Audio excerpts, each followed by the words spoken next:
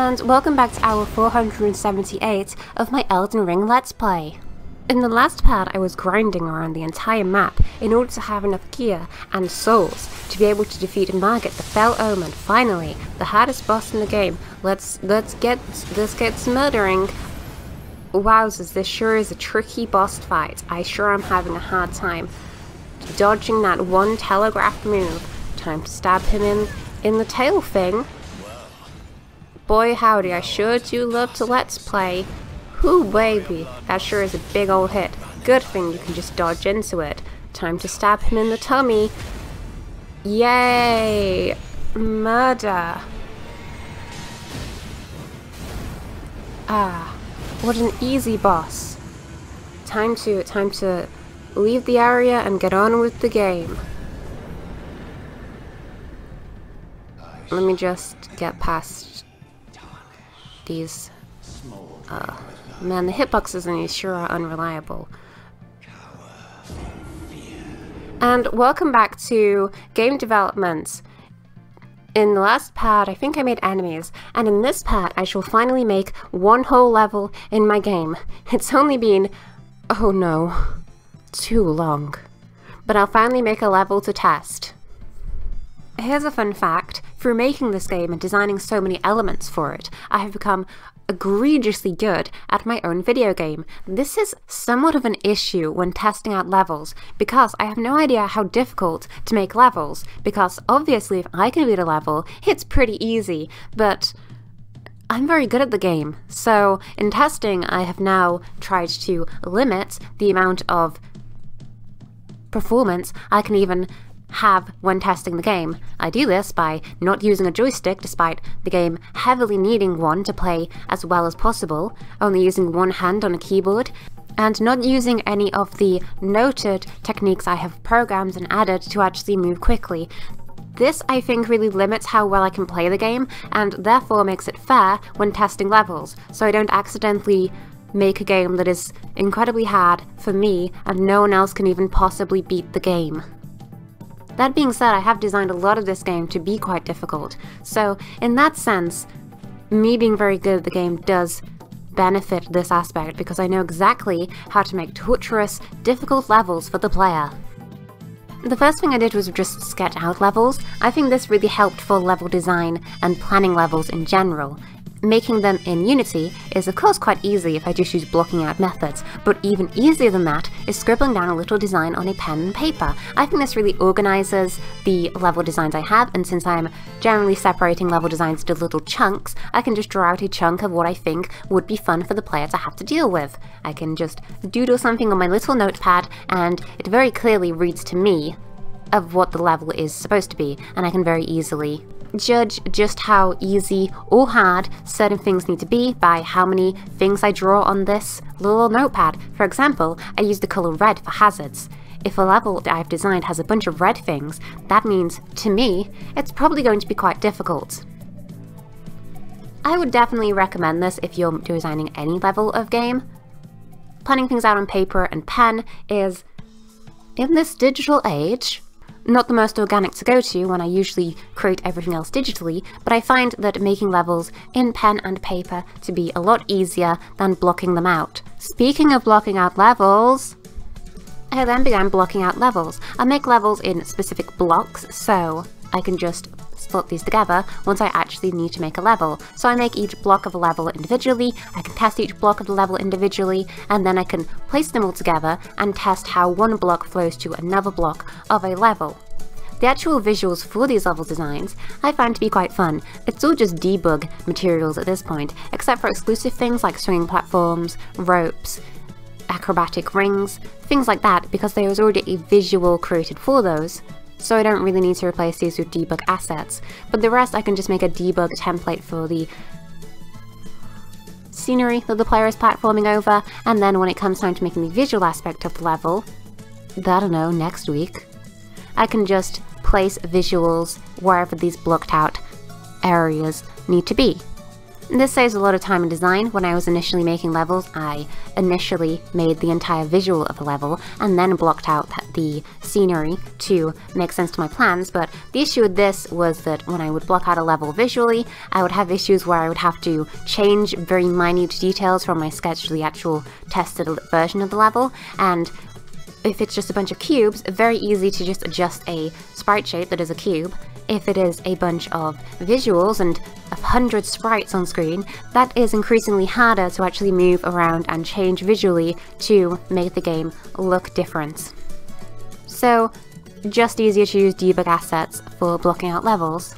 I also had the similar effect as my sketching, where I can very easily at a glance tell what a level is going to look like. I can have a big view of some red hazard blocks and know at a glance that that is a dangerous part of the level that I am designing around. I also kind of think it looks nice. I know I have a soft spot for debug assets in the fact that I use them in most of my games and never actually make a level visually. But I think making a level out of just cubes actually looks pretty interesting. Maybe I could make an optional level for this game that is actually using the debug assets and cube visuals. I think that would be very neat, and also make people who don't know about my joy of these visuals think that I'm very lazy in level design, that one of the optional levels I just phoned in visually. You may have forgotten this, but the game is designed for momentum-based platforming. An issue with this is that some players may be bad at the game and not be able to build speed, so when testing levels, I generally have to plan around players that will be moving at a high speed, and also players that are moving at a low speed. So, obviously, I would have other people testing the game before I actually publish it, but in my own testing, little old me, it means I generally run through levels and areas multiple times at multiple different speeds, emulating multiple different types of performance in a level, playing it badly, playing it very well, and seeing just how easily the level plays, moving at a high speed and moving at a low speed. What I've found is that even when moving at a high speed, I can make areas quite difficult, meaning that if you're moving at a high speed, you have to make very tight platforming, very tight jumps, and you may not have enough time to react to certain things as readily as you would be able to if you were moving at a low speed. I actually quite like this as a design. It means that players moving at a high speed, trying to play the game as fast as possible, trying to play the game as well as possible, are going to have more of a hard time playing the game and more hazards. Luckily, the game rewards you for playing levels quickly, so there is incentive to playing like this.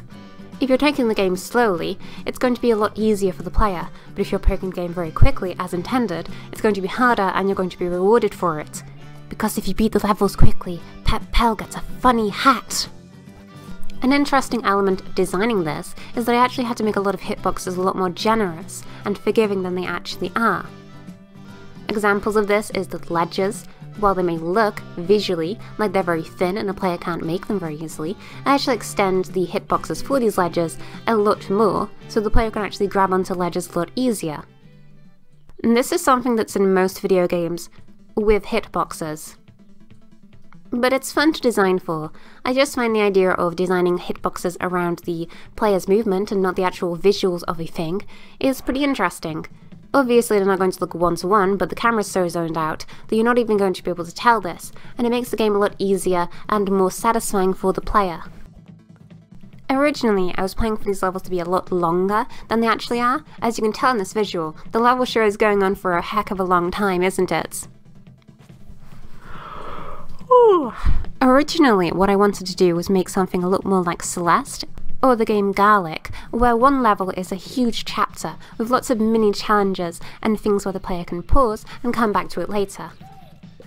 The issue with this design was that levels became too complex and too difficult to navigate. I also had to introduce a lot of concepts in the levels that would then be more complex towards the end of the levels, and it kind of made it so that I was introducing 5 concepts per level, and the player may get very overwhelmed with this, while also meaning that I had to make the beginning of levels incredibly easy because I'm introducing concepts, while making the end of levels a lot harder. Obviously I'm going to do that anyway, but when you have a lot of concepts to introduce to each chapter, it makes levels not very fun, and they don't really flow very well when testing. Now, Obviously, I could just pace out levels a bit more, introduce a concept, have it increase in difficulty, and then introduce another concept later in the level, have that increase in difficulty, add that to the original concept, so on and so forth until I have the entire level. But I feel like in designing for these levels, and also playing them back, it wasn't very fun to play through this level that was continuously teaching you new things and then reiterating on them. It kind of felt like the level should organically end at some point, a lot sooner than it actually was. Furthermore, I had ideas for boss fights, which aren't actually boss fights, don't worry about it, I'll talk about it in a later devlog, that I wanted to introduce as a challenge towards the end of a level. This is also pretty complicated because I had to add this new sort of boss enemy into a level. It has a very unique design where it will destroy levels as it goes along. But this was very complicated with already designing levels, and it got a bit overwhelming for the player I found. So, my new plan is to completely destroy this level I have been working on, and just make some new levels. You may be able to tell this level focuses very heavily on the acrobatic features I've been making. This is because each chapter or each level previously has to focus on one specific element. This chapter would be focusing on the acrobatics, this being the ropes, the grappling ropes. That's a different thing, I haven't spoken about it yet, but it's a grappling rope. Acrobatic poles, acrobatic rings, rings that fall, those sort of things. And this is because I just want levels to be unique in their own thing, so in each level I'm going to introduce a new concept. In this current format you're watching, they're introduced along a level that may take half an hour for a player to an hour to beat. It's a very long level, it takes a long time. In the new concept, I've separated this level into 5 distinct levels, the 5th level being a summary of all the previous levels and a boss fight for the player. So, the first level is the rope level. This introduces ropes, this introduces rope lines, which are like a grappling hook thing. The player can beat this level and then move on to the next level. The next level is ring platforms and swinging platforms. This also has some ropes used, because at this point the player has been taught how to use a rope, but we're mostly focusing on the ring platforms. The next level is the acrobatic poles, also using the rings and ropes sparingly when they are interesting for a level, but mostly focusing on this new mechanic. The 4th level is all 3 of these mechanics put together in a complex way, because at this point the player has been taught all of these mechanics, and I can really just go nuts with everything the player has been taught so far. The 5th level is then the boss level / chase level, where an enemy destroys a level as the player progresses through it. My original design was including all 5 of those levels into one gigantic level that the player could pause and exit from, but I felt like, as I have stated, doing it that way would really ruin the flow of a game and make it so I couldn't really control the difficulty curve of a level very much. So I've basically separated this whole plan out into distinct levels. Each chapter will follow this format of having 3 levels building up to a level that is every single aspect of the chapter, and then one final boss fight to really test the player on that chapter's mechanics.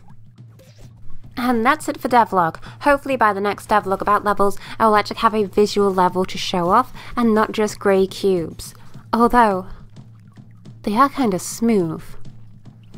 Low-key cube's kinda cute. Gonna make me act up, gonna make me do something I regret. But then the levels will hopefully have trees and more complex visuals for the player to be able to use and look at during a level. I'm pretty excited for this. I know I don't do a whole lot of visual level making, I do a lot more of prototyping and mechanics, but designing levels so far has been incredibly fun. I've had a really good time, a real hoot and a real holler making these level designs, even if some of them are very basic and some of them, most of them, I've got rid of and deleted for more nuanced levels, even making levels that I don't actually plan to use in the game, or that I'm just going to delete eventually because they don't really work with the game plan anymore.